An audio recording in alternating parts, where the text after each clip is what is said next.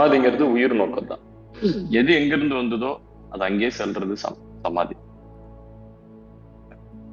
உதாரணத்துக்கு நம்ம எப்பயுமே இந்த பிறவிய என்ன சொல்லுவாங்கன்னா, சித்தர்கள் பிறவி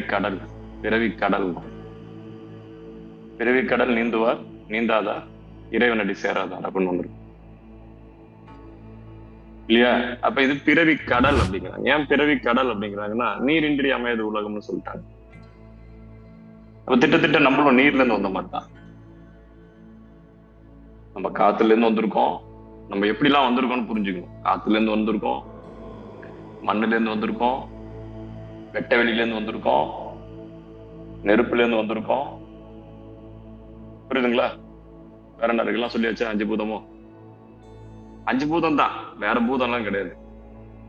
6வது பூதம் கிடையாது. ஆனா 5 பூதம் நிலை இல்லாததுன்னா ஒன்றாகாது. 5 பூதம் ஒன்னாவாது. இப்ப நம்ம ஒரு பூதமா பிரிச்சு சொல்றோம்.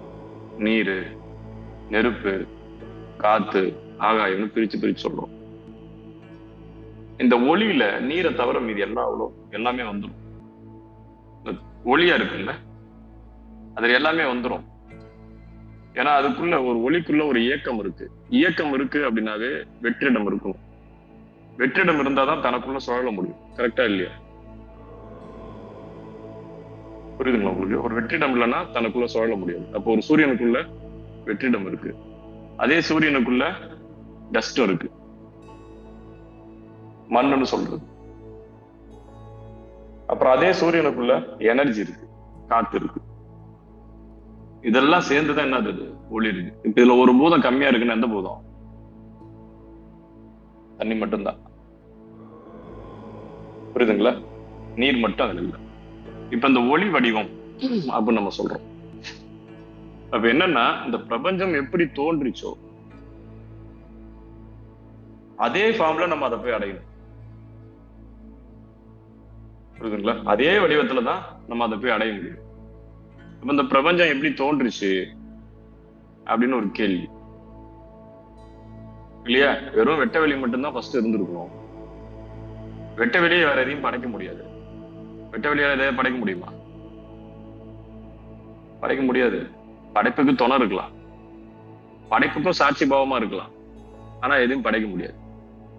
வெட்ட வெளியை வச்சு படைக்கலாம். வெற்றிடத்தை வச்சு நீங்க என்ன பண்ணலாம்? பொருள் அடுக்கலாம். பொருள் அடுக்கிறதுக்கு வெற்றிடம் வேணும். ஆனா பொருளை படைக்கிறதுக்கு வெற்றிடம் எந்த உதவியும் பண்ண.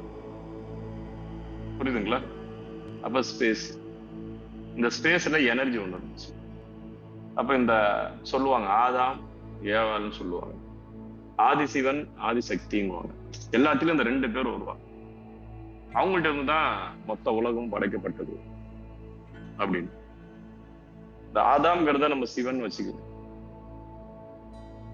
புரியுதுங்களா? எல்லாம் ஒண்ணுதான். அதாவது ரெண்டு பொருள் இருக்கு. ஒண்ணு வெற்றிடமா இருக்கு, ஒண்ணு ஸ்பேஸா இருக்கு. இந்த ஸ்பேஸ், இந்த வெற்றிடத்துல இருக்கிற அந்த ஆற்றல் இருக்குல்ல, எனர்ஜி இருக்குல்ல, வெற்றிடம் எனர்ஜி 2 இருக்கு. இந்த எனர்ஜி மட்டும் என்ன பண்ணுது? ஒரு இடத்துல சும்மா இருக்காது. அதுக்கு வாயும் இருக்கு, வாலும் இருக்கு. இந்த பாம்பு ஒண்ணு தெரியல உங்களுக்கு? வாயில பாம்ப வாழை பிடிச்சிட்டு இருக்கிற மாதிரி, வாயில கவிட்டு இருக்கிற மாதிரி ஒரு பாம்பை பார்த்துருப்பீங்க. அப்படின்னா பிளஸ் மைனஸ். அதாவது தனக்கு எதிரான ஆற்றலே அதுதான். நேர்வினை எதிர்வினைன்னு சொல்றோம்ல, தனக்கு எதிரான ஆற்றலே அதுதான். அப்ப என்ன பண்ணுது? அது அந்த பிளஸ் துரத்திக்கிட்டு மைனஸும், மைனஸை துரத்திக்கிட்டு பிளஸும் சுழல். புரியுதா உங்களுக்கு? இத சுழல் அப்படிங்கிறோம். இது தண்ணியில வரும், காத்துல வரும். இது இல்லாத இடமே இல்லை. இப்ப உங்களுக்கு ஒரு மோட்டர் சுத்தணும்னா கூட இந்த பிளஸ் மைனஸ் நீங்க கனெக்ட் பண்ணணும். கரெக்டா? புரியுதா? புரியலன்னா கேளுங்க. அப்ப இப்படி தன்னைத்தானே சுத்திட்டு இருக்கும் போது அங்க ஒரு ஆற்றல் உருவாகும், ஒரு பிரஷர் ஒண்ணு உருவாகும். புரியுதுங்களா? ஒரு கட்டத்துல ரொம்ப வேகமா ஓடி என்ன பண்ணும்? முடியல, வேகமா ஓட முடியல மோட்டரால. காயில் ரொம்ப சூடாயிடுச்சு. கொஞ்சம் யோசிச்சு பாருங்க, என்ன பண்ணும்? புகையுமா? ஸ்பார்க்காய் புகையுமா புகையாத? இதேதான் மேலையும். அப்ப என்ன பண்ணுது? புகைச்சலை கொடுக்குது. ஓடி ஓடி சூடாய் என்ன பண்ணுது? தனக்குள்ளே ஓடி ஓடி புகைச்சலை கொடுக்குது. எத்தனையோ முறை சொல்லியிருக்கேன். ஏன்னா அந்த சமாதி பத்தி மொத்தமா சொல்லணும்னா இது சொல்லிதான் ஆகும். அப்ப முதல்ல அப்ப என்ன பண்ணுது?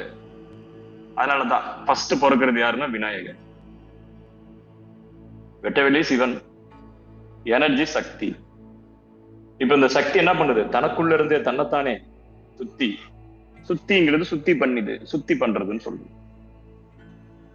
சுத்தி பண்றதுங்கிறது குளிக்கிறதுன்னு வந்துருச்சு. உங்களுக்கு புரியுதுங்களா? உங்களுக்கு தன்னைத்தானே சுத்தி பண்ணிக்கிறது. அப்ப நெருப்புலதான் சுத்தி பண்ண முடியும்.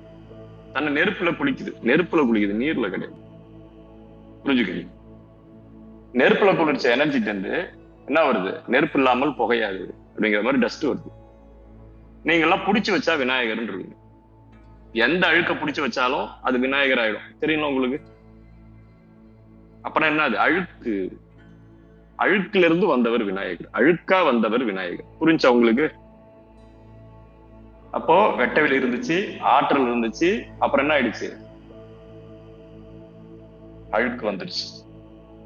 இப்ப இந்த அழுக்க வச்சு திரும்பி அது சுத்தம். புரியுதுங்களா? இப்ப வெற்றிடம் உள்ள, வெற்றிடம் நடுவுல மாட்டிக்கும். வெற்றிடத்தை வச்சுக்கிட்டு இது என்ன பண்ணுது? பிளஸ் மைனஸ் சுத்துது. இப்ப இந்த புகைச்சலை திரும்பி இந்த புகைச்சலோட சுத்தம். மேல நீங்க இந்த நெபுலான்னு போட்டு பாத்தீங்கன்னா தெரியும். இந்த நட்சத்திரங்கள்லாம் உருவாகுது இல்ல, டஸ்ட் பார்ட்டிகல் இருந்தா நட்சத்திரங்கள் உருவாகுது. இதெல்லாம் இதே மெத்தட் தான். அப்ப அதுல இருந்து என்ன பண்ணுது? திரும்பியும் ஒளி. இப்ப நெருப்பு எரியறதுக்கு டஸ்ட் இருக்கு, முன்னாடி நெருப்பு எரியறதுக்கு டஸ்ட் இல்ல. புரியுதுங்களா? இப்ப முருகன் வந்துடுறார். புரிஞ்சுக்கங்க. அப்ப சிவன் இருந்தது, பார்வதி இருந்தது. பார்வதி கிட்ட இருந்து அழுக்கு வந்துச்சு ஃபர்ஸ்ட் புள்ள. ரெண்டாவது புள்ள ஒளி வந்துருச்சு. இந்த ஃபர்ஸ்ட் புள்ளையில என்ன இருக்கு? அழுக்குல வெற்றிடம் இல்ல. அழுக்குல வெற்றிடம் இல்ல. புரியுதுங்களா? அழுக்குல ஆற்றலும் இல்ல. நல்லா புரிஞ்சுக்குங்க. ஆற்றல்ல இருந்து வந்தது. அதெல்லாம் திரும்பியும் பயன்படுத்தி தான் ஒரு ஆற்றலா மாத்த முடியும். இப்ப குப்பைய நீங்க ஒரு இயக்கம் பண்ணி தான் மின்சாரமா மாத்த முடியும். குப்பையில இருந்து மின்சாரம் கண்டுபிடிக்கிறாங்க, தெரியும்ல? அப்ப இதெல்லாம் செயல்படுத்தும் போது அது எனர்ஜி ஆகும். அப்ப தன்னிச்சையான செயல்படுற எனர்ஜி கிடையாது. அப்போ திரும்பி என்ன பண்றாரு? முருகன் வராரு. அப்ப முருகன் இருக்கிற இடத்துல முருகன்னா முழுமை. இங்க முருகன் இருக்கிற இடத்துல வெட்டவெளி இருக்கணும். ஏன்னா ஒரு ஒளி ஒளிருது, ஒரு நெருப்பு எரியுது அப்படின்னா வெற்றிடம் வேணும். அப்ப ஆற்றல் இருக்கும். எரிபொருள். எரிபொருள் இல்லாம எதுவும் எரியாது. சரி, எரிபொருள் இருக்க, ஆற்றல் இருக்கு, எங்க இருந்து எரியும்? எதை புடிச்சுக்கிட்டு எரியும்? அப்ப பற்றுதல்னு ஒண்ணு வேணும். இப்ப இந்த ஆற்றலும் இந்த வெட்டவெளியும் பற்றிக்கிறது. புரியுதுங்களா? இந்த வெட்டவெளி ஸ்பேஸா தான் இருக்கும், எதுலயும் பற்றாது. அப்ப இந்த ஆற்றல் வந்து என்ன பண்ணும்? எதை புடிச்சுக்கிட்டு எரியும்? டஸ்ட் பார்ட்டிகளை புடிச்சிட்டு தான் எரியும். அழுக்க புடிச்சிட்டு தான் எரியும். ஏதாவது அழுக்க போட்டுட்டு நீங்க எரிச்சு விட்டீங்கன்னா எரிஞ்சிடும். புரியுதுங்களா? அப்போ ஒளிர்ற தன்மை யாரு பெறா அப்படின்னா, அந்த இடத்துல முழுமையா பார்வதி வேணும், பரமேஸ்வரன் வேணும், விநாயகர் வேணும், முருகன் வேணும். எப்ப முருகன் வந்தானோ அப்ப பிரபஞ்சம் ஒளி பெற்றுடுச்சு. புரியுதுங்களா? அப்ப பிரபஞ்சம் ஒளி பெற்றுடுச்சு. இப்ப இதுக்கு பிறகு முருகன் உருவாக்குறது தான் தண்ணி. புரியுதுங்களா? வெட்ட வெளியே ஆற்றல் இருந்துச்சு, ஆற்றல் டஸ்ட் வந்துச்சு, ஆற்றல்கிட்டே தான் நெருப்பு வந்துச்சு. அப்ப இது ஒரு இயக்கமாச்சு. இந்த இயக்கத்துல இருந்துதான் இப்ப இந்த இடத்துல எரிஞ்சிட்டு இருக்கு. வெப்பச்சலனம்னு ஏற்படும். வெப்பச்சலனம் ஏற்படுமா ஏற்படாதா?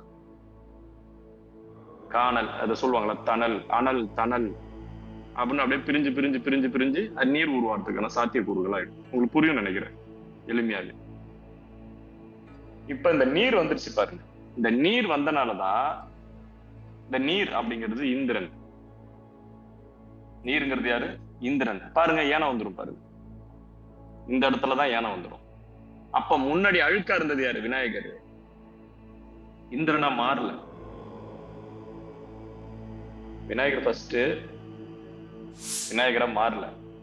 அவர் ஒரு ஷேப்ல இருக்காரு. அத சிவன் தான் என்ன பண்றாரு, ஒரு ஷேப்பு கொண்டு வர்றாரு, பிரணவ ஷேப்பு கொண்டு வர்றாரு. ஏன்னா உயிர் தங்கணும்னா அது ஒரு பிரணவ ஷேப் வேணும்ட்டு. புரியுதுங்களா? அப்ப இந்த இடத்துல என்ன வருது, இந்திரன். இந்திரன்னா யானை மேல வருவான், அழுக்கு மேலதான் வருவான் அவனும். ஏன்னா இங்க அழுக்கு எல்லாம் தோன்றின பிறகுதான் இந்திரன் தோன்றான். அப்ப இந்த குடும்பம் தோன்றின பிறகு இந்திரனும். அப்ப முருகன் சேர்ந்து இந்த உயிர்கள் படைக்கப்படுது. அப்ப முருகன்னா சிவ குடும்பம் மொத்தமும் இருக்கணும். இதுல ஒண்ணு குறையா இருந்தாலும் உயிர் இருக்காது, அழுக்கு இருக்கணும். புரியுதுங்களா? அப்ப இந்த இந்திரன் என்னது, இந்திரன் ஜீவன். இந்திரன் என்னது, ஜீவன். அப்ப முருகன் என்னவா வராரு, இந்திர சேனாதிபதியா வராரு. இதெல்லாம் நம்ம கதை தான், அவங்களுக்கு புது கதை ஒண்ணும் சொல்லல. புரியுதுங்களா? சைவத்தை வச்சு சிவ குடும்பத்தை வச்சுதான் உங்களுக்கு கதை சொல்லிட்டு. அப்ப சிவ குடும்பம்னா என்னது, பிரபஞ்சம்னு பொருள்.